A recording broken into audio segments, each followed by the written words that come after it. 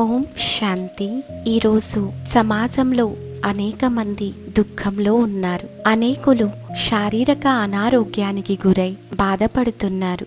అనేకుల జీవితాలలో కష్టాలు చోటు చేసుకొని ఉన్నాయి. వారందరికీ భగవంతుని శక్తులతో కూడిన వైబ్రేషన్స్ ని మనమంతా రేడియేట్ చేద్దాం. అయితే మనం చేసే ప్రతి ఆలోచన 4 చోట్ల ప్రభావాన్ని వేస్తుంది. ఏదైతే మనం ఆలోచన చేస్తామో దాని యొక్క మొదటి ప్రభావం మన మనస్సుపైనే ఉంటుంది.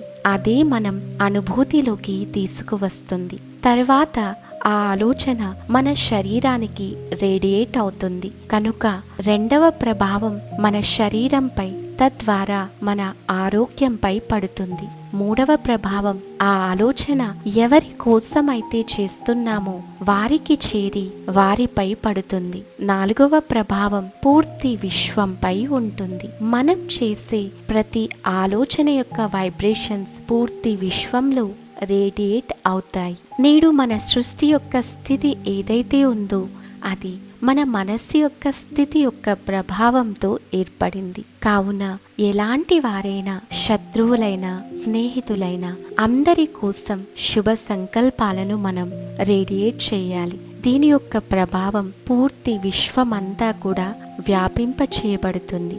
మన క్షేమాన్ని కోరేవారు వీధి దీపాల్లాంటి వారు. గమ్యాన్ని మనకు దగ్గర చేయలేకపోయినా దాన్ని చేరుకునే బాటను కాంతిమయం చేస్తూ సహాయపడతారు. ఓం శాంతి.